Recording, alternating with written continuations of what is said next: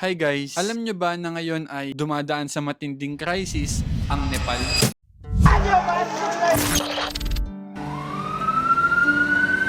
The Prime Minister of Nepal has resigned. Isang maliit na bansa sa pagitan ng India at China.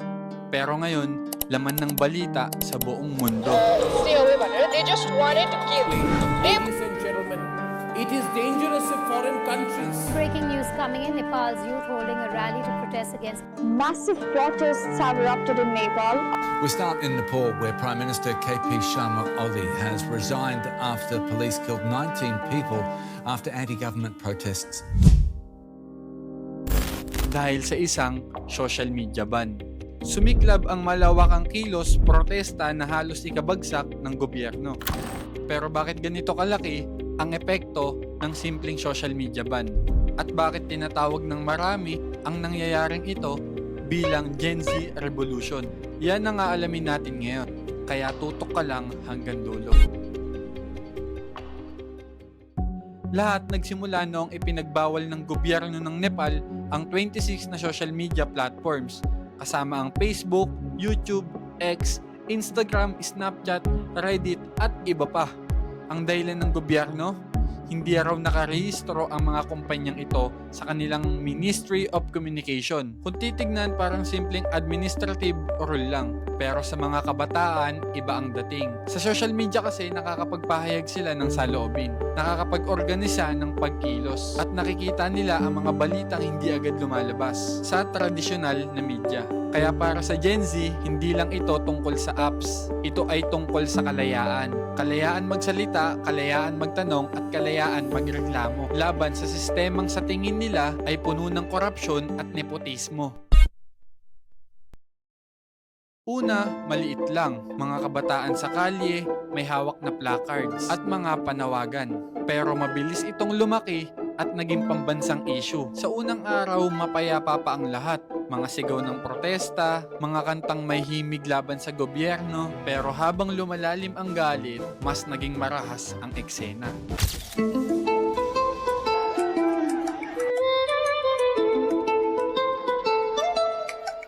Sinunog ang ilang government buildings, kabilang ang parliament at opisina ng ilang dating opisyal.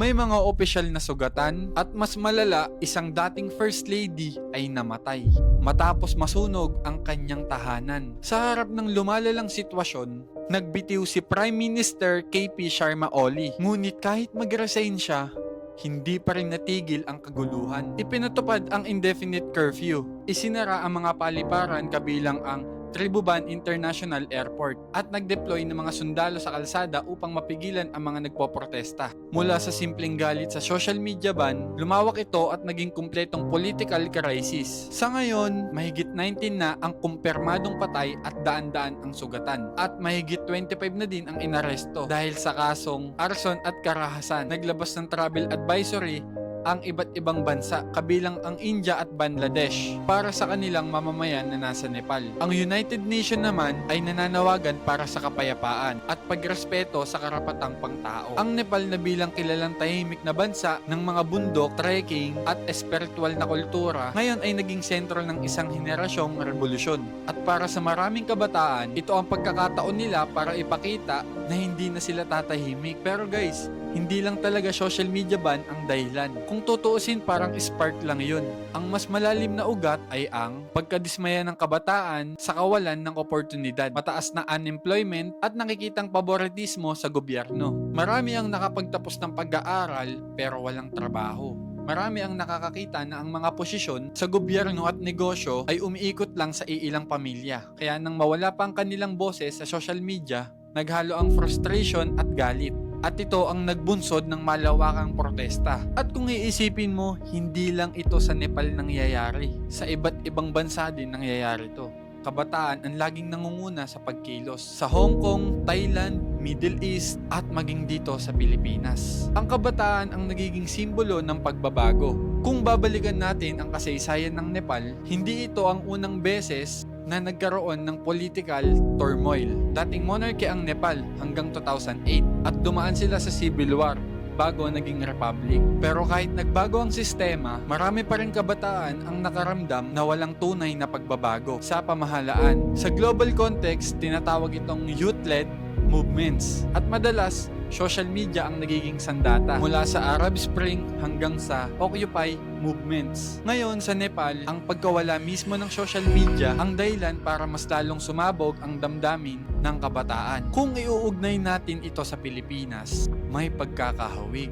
Ramdam din ng kabataan ang epekto ng korupsyon, nepotismo at kawalan ng oportunidad. Mataas ang bilihin at marami ang nakakaranas ng frustration sa sistema.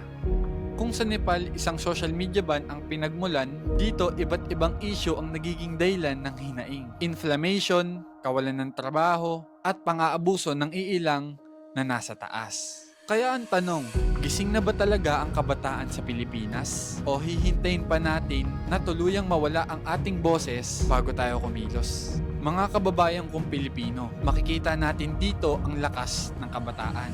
Na kahit maliit ang bansa, kapag sama-sama ang boses ng mamamayan, kayang yumanig ng buong sistema. Ano sa tingin nyo? Tama ba ang ginawa ng gobyerno ng Nepal sa pagban ng social media? O tama ba ang kabataan na lumaban kahit may kasamang sakripisyo at kaguluhan? I-comment mo dyan sa baba ang saloobin mo at magbabasa ako. At bago tayo matapos, magbibigay lang ako ng opinion. Ito ay opinion ko lamang. May kanya-kanya tayong opinion, kaya respetuhin natin ang opinion ng bawat isa. Kung tutuusin, hindi na nakakapagtaka na kabataan ang nangunguna sa laban. Kasi sila ang pinaka-apektado sa future. Kung ngayon pa lang ramdam na nila ang hirap ng sistema. Mas mataas na bilihin, mas kaunti ang trabaho, at mas dominant ang iilang makapangyarihan. Ano pa kaya sa mga susunod na taon?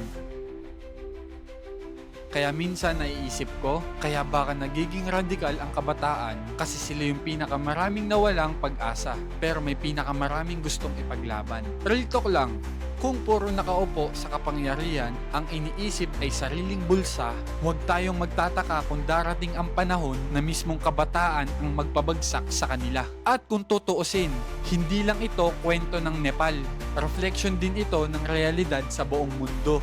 Pati dito sa atin, kaya kung patuloy tayong mananahimik at magbubulag-bulagan, baka balang araw, gisingin na lang tayo ng revolusyon na hindi na natin makokontrol.